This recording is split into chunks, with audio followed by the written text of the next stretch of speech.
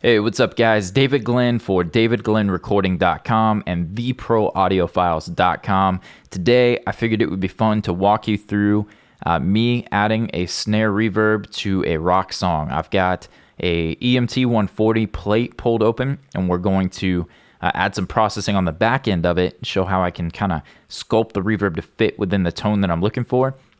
I've also got D-Verb open, so we'll show how we can do something really similar with that stock Pro Tools reverb, so that if you don't have the Universal Audio EMT 140, no worries, we're going to have you covered as well. So before we get going, I want to note that if you go to davidglennrecording.com, right now I have a free mixing training bundle for you. It's got 2 sets of multi-tracks, 2 video series, a huge library of impulse responses thanks to our buddy Joe Salyers over in the Pensado Students Facebook group, and give a shout out to him for that. There's more. I can't remember off the top of my head, but go check it out, davidglennrecording.com, and subscribe for instant updates and that free mix training bundle. Moving on to the song, I'm going to hit play and show you how I've got the drums working together before the verb, and then I'm going to reference and we're going to aim for a snare reverb. So here's the track before snare reverb.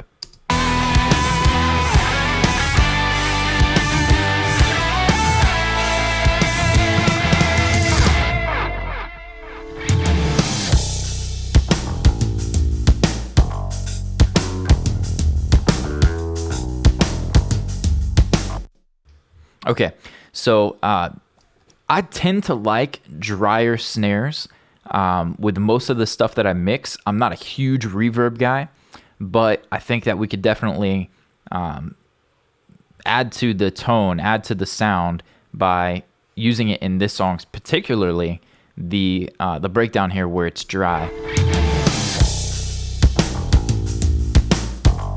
It's pretty lifeless, right? So we're gonna get to work and start adding some stuff here. Here is this snare plate, and I have this in my template when I get going with the mix, and I'll pull it in, and I've already got a lot of the processing we're gonna talk about here today in. But kicking it off, I've got the EMT 140. Let's hear that with nothing on the back end, just sending the snare into the verb. Let's hear what that sounds like in the mix.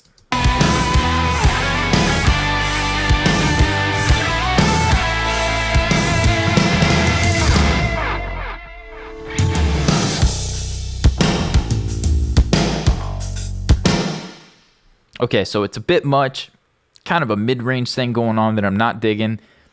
I feel like it stands out too much as its own thing. It's not really fitting with the kit or the song. More of a distraction than it is helping the vibe. So the first thing I'm going to do more often than not is to go on the back end of my reverb and add an EQ.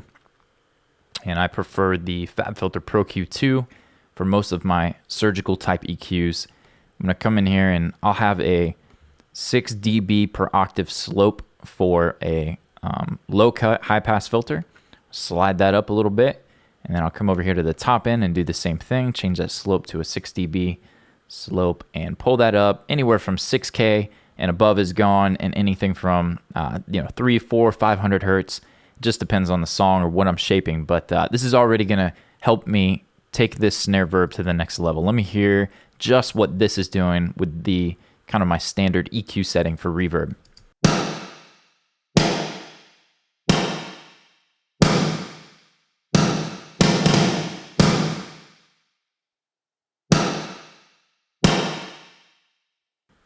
Okay, so this is kind of my starting point for most songs, but I feel like I could use a little bit more of the meat, so I'm going to back this down and then maybe increase the dB slope here to 12, cut a little bit more of the sub stuff out. So I get, it starts dipping around 220, and then I don't necessarily want as much top end. I want this to be a warmer verb. I want this to be more of a room sound, so I'm going to pull this back and get even a little bit more aggressive with the high cut. Pull it back. Okay, so now that I've got these two high and low pass filters established, kind of get a starting point, I'm gonna go hunting for some of those frequencies that I also wanna remove. So I hear something a little bit more in the crack zone.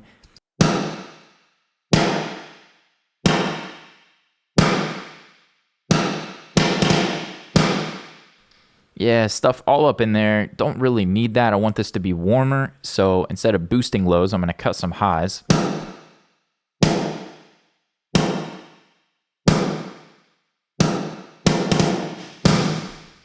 Remember what we started with?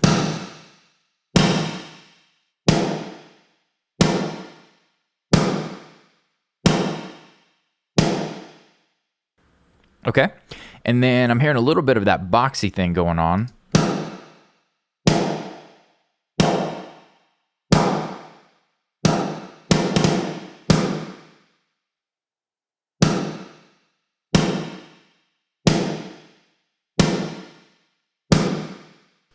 Okay. And now I'm going to check it in the mix, see what we got.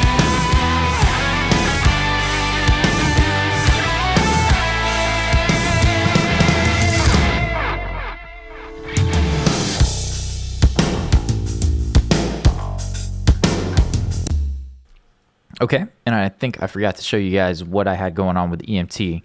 So real quick, you'll see I've got even under 1 second decay time, the reverb time. A lot of times for me, that's about 1 second, but in this case, I have it a little bit down, and you'll see why in a second. The other thing to note is I have the width. Where is that at? I pulled the width in from being way out wide to being a little bit more controlled. Here's that.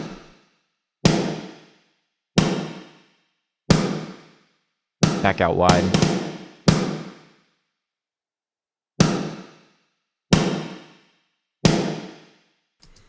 Okay, so what I'm feeling from bringing the width in is just to try to control the snare, be a little bit more focused, a little more central. I've got the guitars, I've got all kinds of stuff out wide. I don't really want this snare sound sounding like it's bouncing off a left and right wall. I want it to be a little bit more focused, a little more central.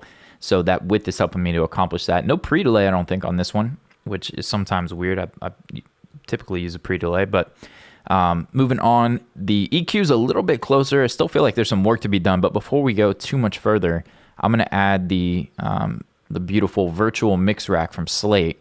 Come down here and grab the, or actually up here, grab an 1176, slow attack, fast release, and then I'll time the release here in a minute. Let's see what we get driving some.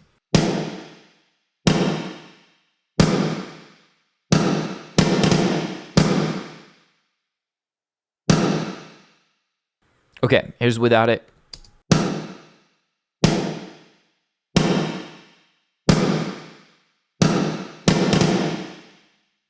Okay, can slow that release down just a little bit.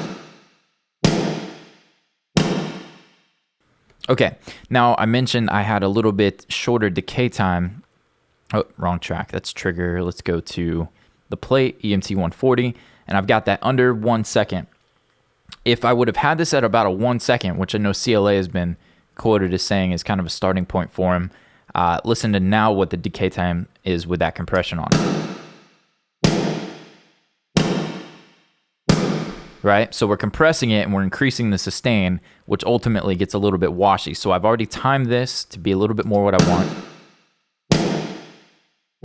I want the decay time to end before the next snare hit comes in. That's just my preference on this song. Get it in tempo a little bit better.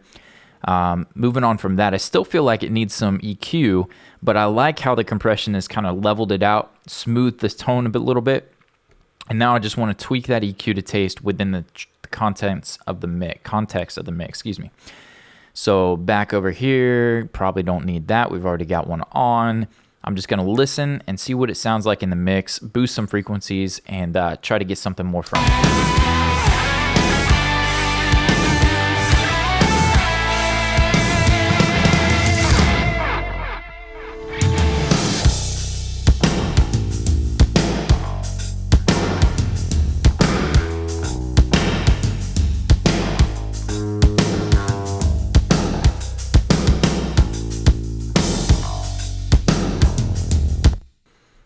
Okay, let's hear it before and after those, just trial and error. I'm doing this quickly for you guys, but you get the point.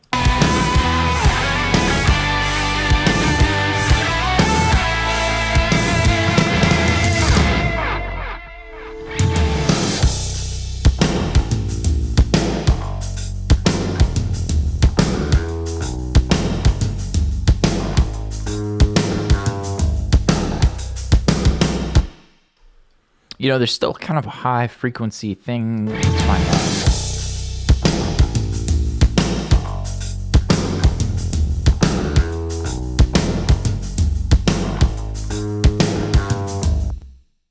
Okay, so I feel like it's a little bit closer to what I'm going for. The only thing I would say is when the drums are by themselves there with the bass, I may come in here to the snare plate and automate that to be maybe a little bit lower, a couple dB, drop that down, but leave it where it was when the guitars and everything's in. Let's check that out, see what the volume automation does for it.